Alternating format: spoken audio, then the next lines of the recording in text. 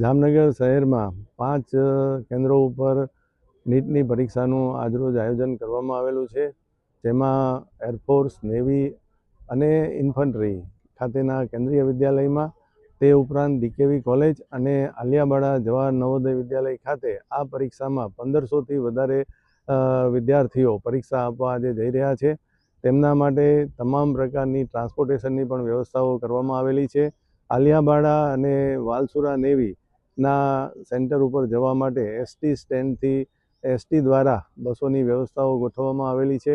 એ સિવાયના સેન્ટરો ઉપર જવા માટે પણ ST સ્ટેન્ડથી જામનગર મહાનગરપાલિકા દ્વારા બસોની વ્યવસ્થા કરવામાં આવેલી છે.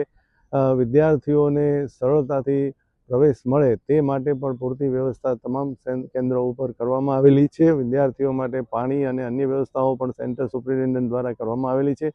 તમામ સેન્ટરો ઉપર ઝામર, CCTV કેમેરા NTAની માર્ગદર્શિકા મુજબ ઇન્સ્ટોલ કરી દેવામાં આવેલા છે અને આ પરીક્ષાઓ શાંતિપૂર્ણ વાતાવરણમાં પૂર્ણ થાય તે માટે સંપૂર્ણપણે જિલ્લા પ્રશાસન દ્વારા તૈયારીઓ કરવામાં આવેલી છે.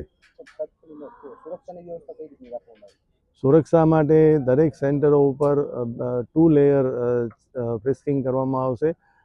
સૌપ્રથમ ગેટ ઉપર પોલીસ દ્વારા તમામ વિદ્યાર્થીઓનું અલગ અલગ ભાઈઓ બહેનોનું ફ્રિસ્કિંગ કરવામાં આવશે. ત્યારબાદ સેકન્ડ લેયરમાં NTA દ્વારા જે એજન્સીની નિમણૂક કરવામાં આવેલી છે તેના દ્વારા પણ ફ્રિસ્કિંગ કરવામાં આવશે અને ત્યારબાદ બાયોમેટ્રિકની ચકાસણી કરી અને વિદ્યાર્થીઓને તેમના ક્લાસરૂમમાં પરીક્ષા માટે જવા દેવામાં આવશે.